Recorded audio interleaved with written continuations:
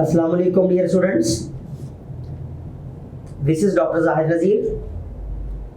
Dear students, today we will discuss about the enzymes. Chapter number 3.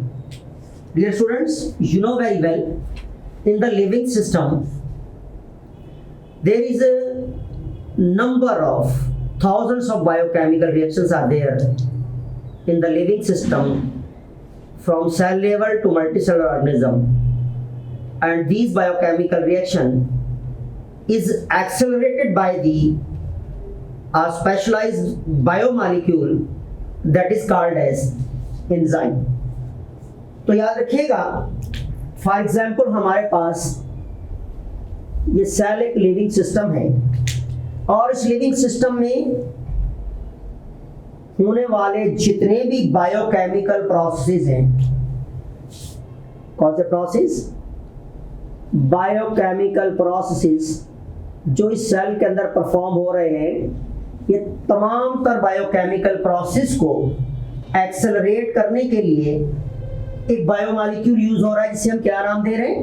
Enzyme का नाम दे रहे हैं। तो याद रखिएगा, अगर हम डिस्कवरी वाइज बात करें तो सबसे पहले टर्म एंजाइम को एक्सप्लेन करने वाला जो साइंटिस्ट था, दैट वाज यही was the Friedrich Wilhelm Honing. सबसे पहले टर्म एंजाइम को प्रपोज किया था, और we can say that define किया था फ्राइडरिच विल्हेल्म होनी ने in 1878 according to his ino means in and zyme कहते हैं यीस्ट को। तो सबसे पहले एंजाइम को यीस्ट में देखा गया, और याद रखिएगा यीस्ट को आज भी हम इस्तेमाल करते हैं बेकिंग इंडस्ट्रीज में फर्मेंटेशन पर्पस के लिए, as well as different other purpose के लिए इस्तेमाल किया जाता है डिफरेंट बिवेरेज इंडस्ट्रीज में भी। तो याद रखिएगा, बाय मीनिंग वाइज अब they are proteinous molecules. Proteinous molecules क्या होते हैं? प्रोटीन मॉलिक्यूल हैं, और इन्हें नाम दिया जाता है बायो कैटलिस्ट्स। मीन्स हमारे सेल में जितनी भी एक्टिविटीज होती हैं उन्हें एक्सेलरेट करने का काम किसका है? एंजाइम का। अगर इसको डेफिनेशन वाइज लिखें तो आप लिखेंगे कि enzyme accelerate the rate of chemical reaction with in living system. तो हमारे लिविंग सिस्टम में जो केमिकल रिएक्शन होते हैं उनको एक्सेलरेट का काम करने का काम किसका है? एंजाइम का। It means they are accelerator and they are called biocatalysts. Okay, तो हमारे सेल के अंदर चाहे किसी भी किस्म का मेटाबॉलिज्म हो रहा है, कोई भी बायोकेमिकल रिएक्शन परफॉर्म हो रहा है, कोई जेनेटिक रिएक्शन परफॉर्म हो रहा है, जितने भी रिएक्शन परफॉर्म होंगे, जीन एक्सप्रेशन होना, मेटाबॉलिज्म, कोई भी एनआर बेटा, किसी भी किस्म के बायोकेमिकल रिएक्शन है, उनके लिए स्पेशलाइज एक प्रोटीन मॉलिक्यूल काम कर रहा होता है उन्हें एक्सेलरेट करने के लिए, जिसे हम नाम देते हैं व्हाट इज द एंजाइम्स, जिसे बायोकैटलिस्ट का नाम देते हैं। तो याद रखिएगा, जो है वो उसके बाद दो scientist Thomas Cech and Sidney Altman, दो साइंटिस्ट थे जिन्होंने बताया कि राइबोन्यूक्लिक एसिड जो है वो ribonucleic acid during catalyzation of hereditary information during gene expression, they act as enzymes and they call as ribozymes. क्या नाम दिया उसे? राइबोजाइम का नाम दिया, क्योंकि जब कौन सी इंफॉर्मेशन, जब जेनेटिक इंफॉर्मेशन जो कैटलाइज होती हैं, जो कैटलाइज होती हैं जेनेटिक इंफॉर्मेशन, उनमें राइबोजाइम एज अ एंजाइम का काम कर रहा है, according to the Thomas Cech and Sidney Altman. याद रखिएगा। और अगर in case of the enzyme हम बात करें, तो एंजाइम हमारे जो है वो बॉडी के अंदर, अगर हम कैरेक्टरिस्टिक्स की बात करें तो याद रखिएगा, कैरेक्टर वाइज अगर हम बात करें एंजाइम्स की, तो characteristics of enzymes, characteristics of enzymes. अब ये तो हमें पता चल गया कि एंजाइम बायोकैटालिस्ट हैं। बायोकैटालिस्ट्स कहां प्रोड्यूस होते हैं? Produced in the living system, means within the cell. कहां प्रोड्यूस होते हैं? सेल में प्रोड्यूस होते हैं। And they are proteinous nature. क्या होते हैं? प्रोटीन नेचर होते हैं, proteinous in nature. If these enzymes working inside the cell, अगर ये एंजाइम सेल के अंदर काम कर रहे हैं जहां प्रोड्यूस हुए, तो they are called endo enzymes. और अगर डिफ्यूज होकर किसी नेबरिंग सेल में चले जाते हैं, या फिर किसी टिश्यू या किसी सिस्टम में चले जाते हैं ऑर्गन लेवल पर, तो they are called as ecto enzymes.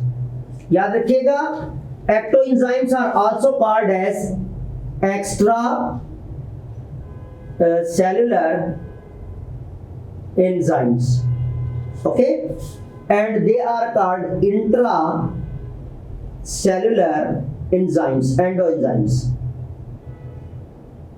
ठीक। नेक्स्ट वन कैरेक्टर अगर देखें तो there is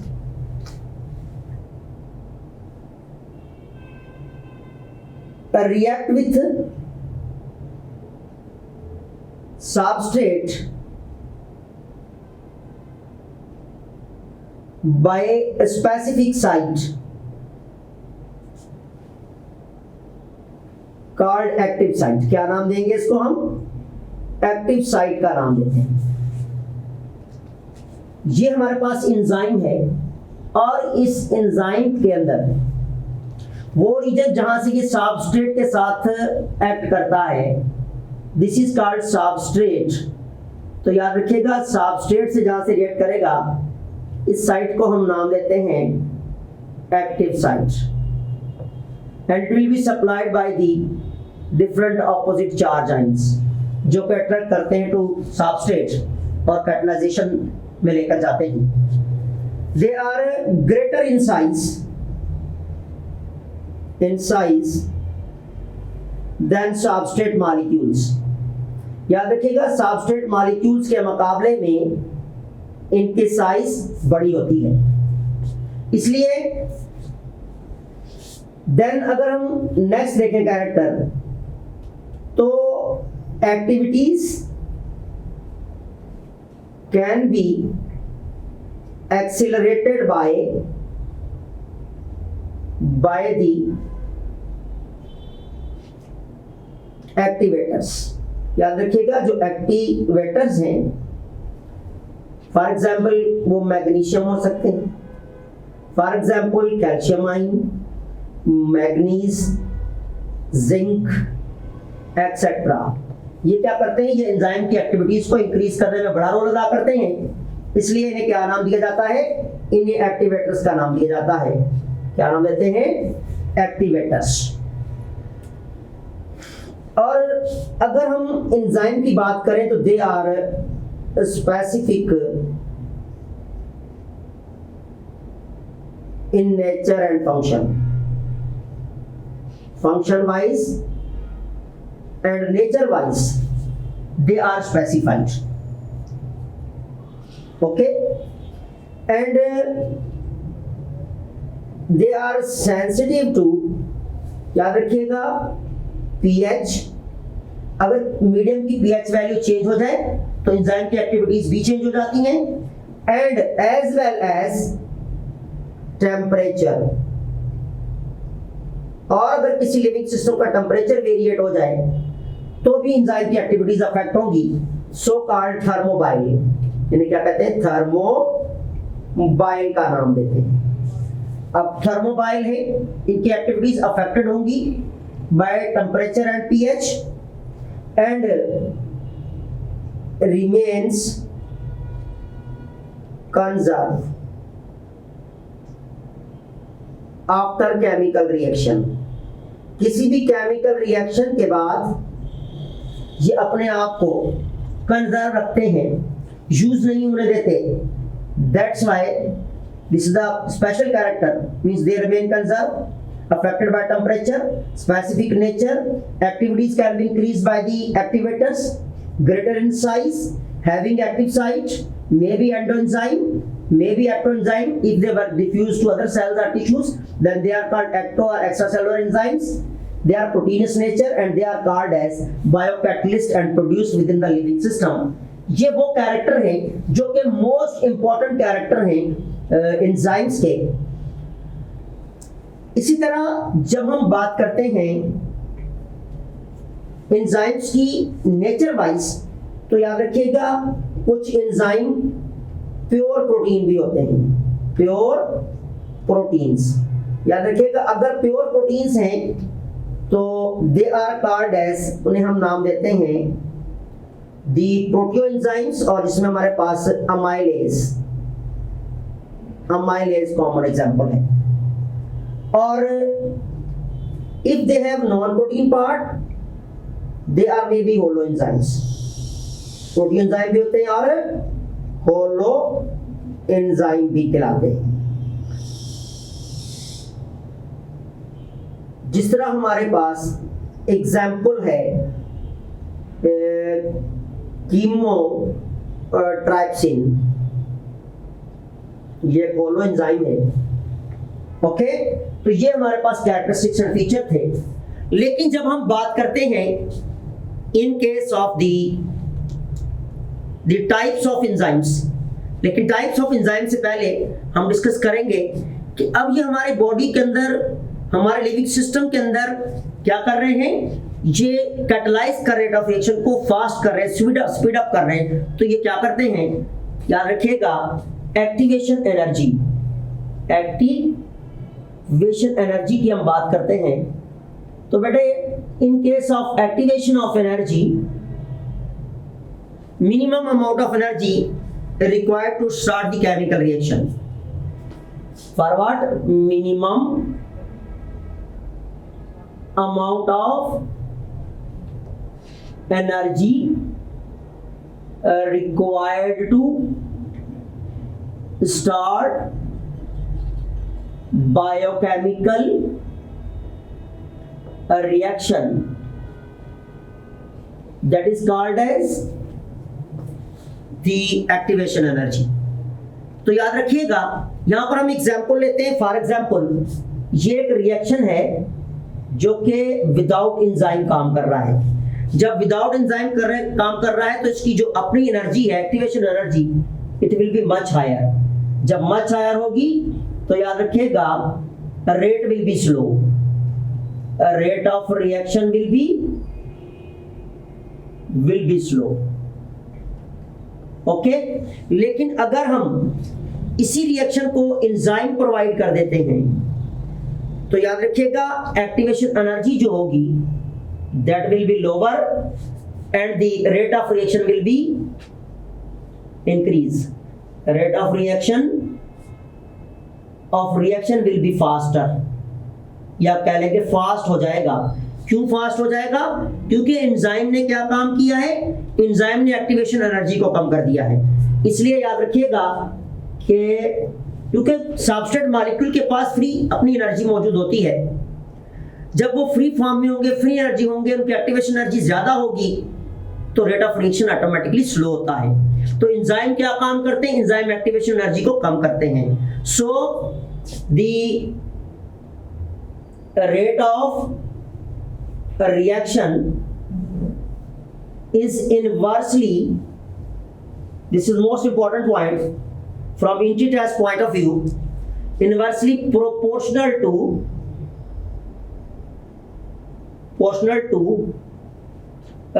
rate of reaction। तो रेट ऑफ रिएक्शन का इनवर्स प्रोपोर्शन है क्या? The rate of reaction is inversely proportional to the rate of reaction is inversely proportional to the activation energy। अब activation energy कम होगी, rate will be faster। activation energy ज्यादा होगी, rate will be slower। यहां हम क्या लिखेंगे? slower। तो rate of reaction, अब दोनों का इनवर्स ताल्लुक है। अगर rate of reaction बढ़ रहा है तो एक्टिवेशन एनर्जी का कम होना लाजमी है, और अगर एक्टिवेशन एनर्जी बढ़ रही है तो याद रखिएगा रेट ऑफ रिएक्शन स्लो हो रहा है। तो इनवर्सली प्रोपोर्शन है between the rate of reaction and between the activation energy. Okay, ये पॉइंट आप एंटी टेस्ट के हवाले से, it's a most important point for AMCAT और मेडिकल एंट्रेंस टेस्ट के हवाले से मोस्ट इंपॉर्टेंट पॉइंट है। Then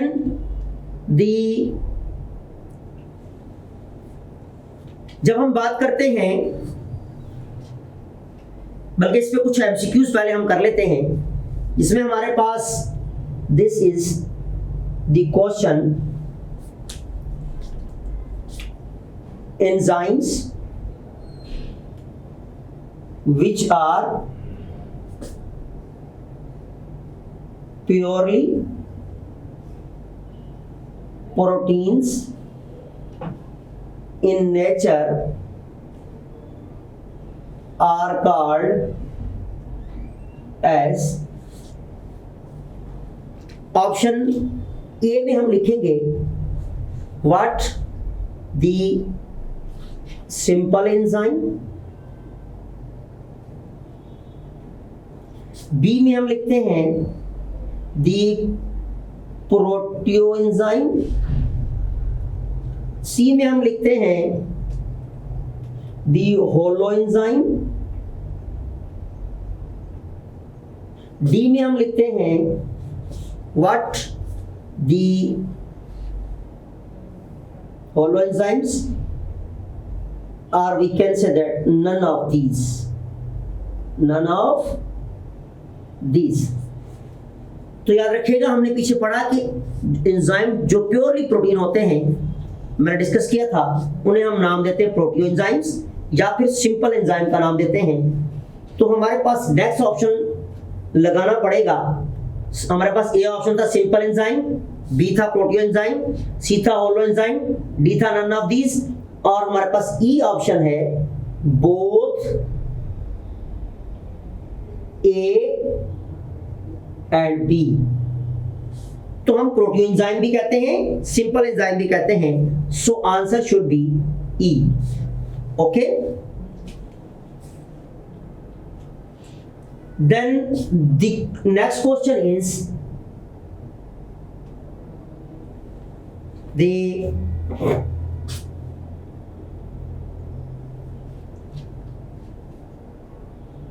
the enzymes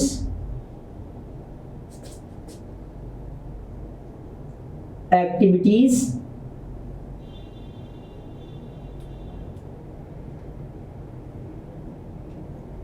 can be accelerated or increased by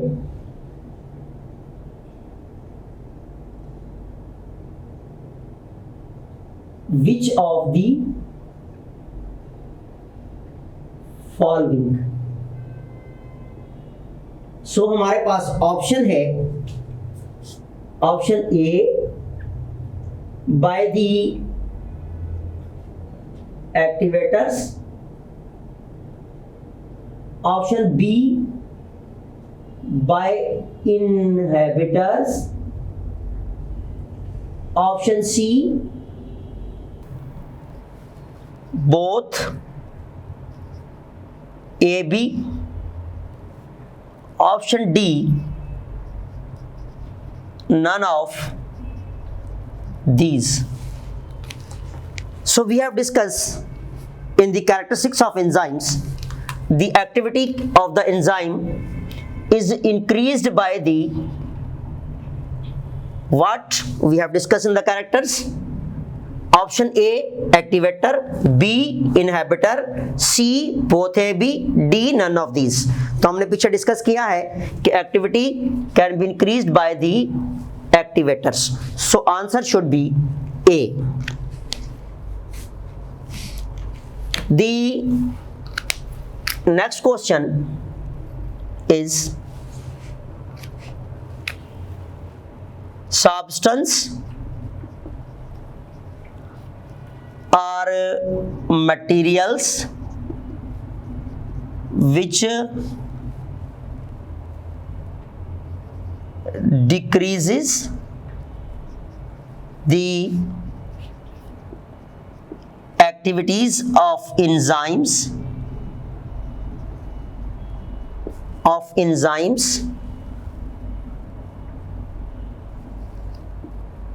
if they are attached with enzyme during chemical reaction, means biochemical reaction. Option A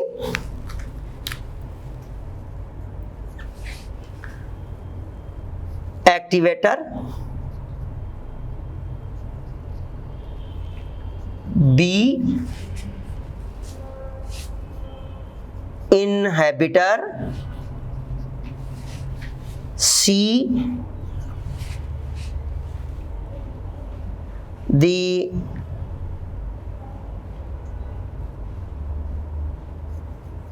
reducers,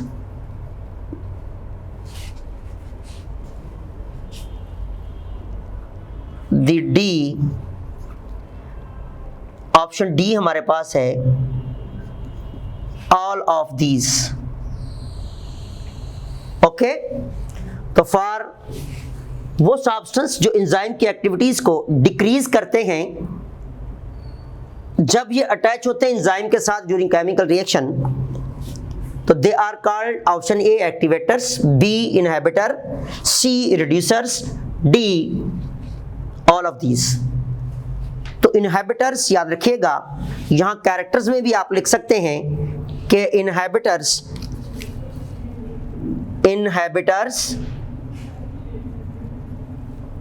decrease the activity of enzyme. तो inhibitor याद रखिएगा activity of enzyme को decrease करते हैं, इसलिए आपका answer होगा B. यहां रिड्यूसर वर्ड इस्तेमाल किया है, रिड्यूसर का मतलब भी कम करने वाला, लेकिन जो प्रॉपर टर्म इस्तेमाल करते हैं दैट इज इनहिबिटर. सो आप यहां पर टिक लगाएंगे, आपका ऑप्शन होगा बी इनहिबिटर्स. देन हमारे पास नेक्स्ट क्वेश्चन है. The question is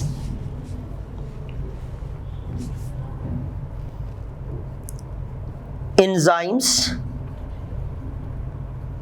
are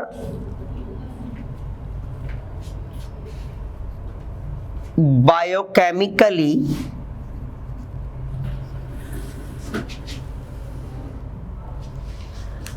option A lipids and proteins, B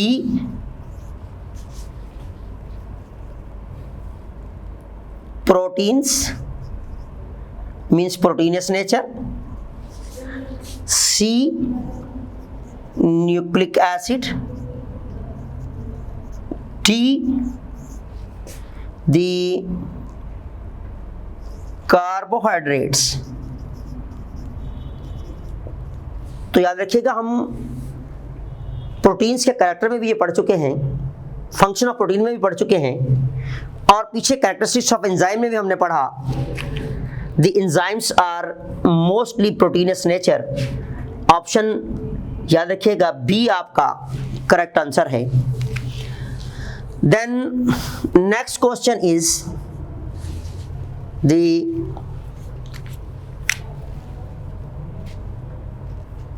those enzymes which are produced in the same cell and where they work। enzymes where they work are option A endoenzyme enzymes, B exoenzymes, C intracellular enzyme,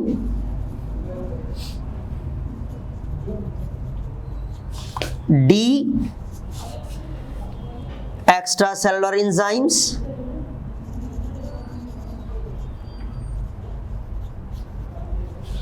and E both A and C।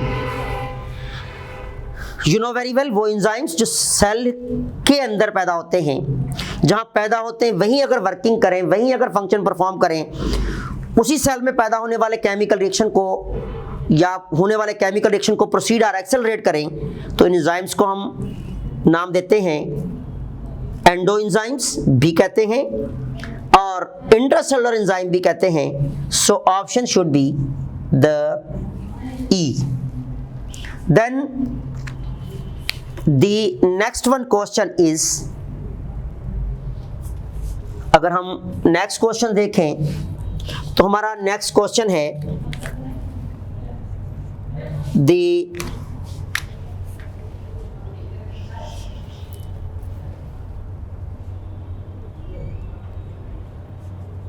the rate of reaction and the energy of activation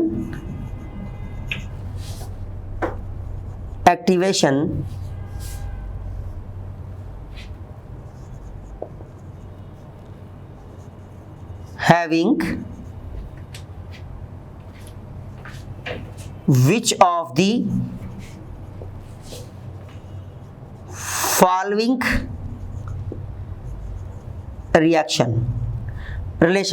following relation। हमारे पास option है A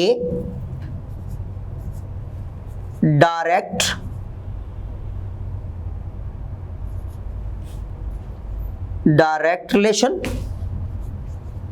B inverse relation, C both direct and inverse,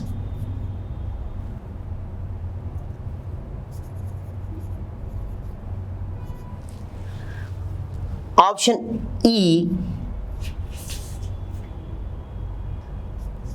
always direct।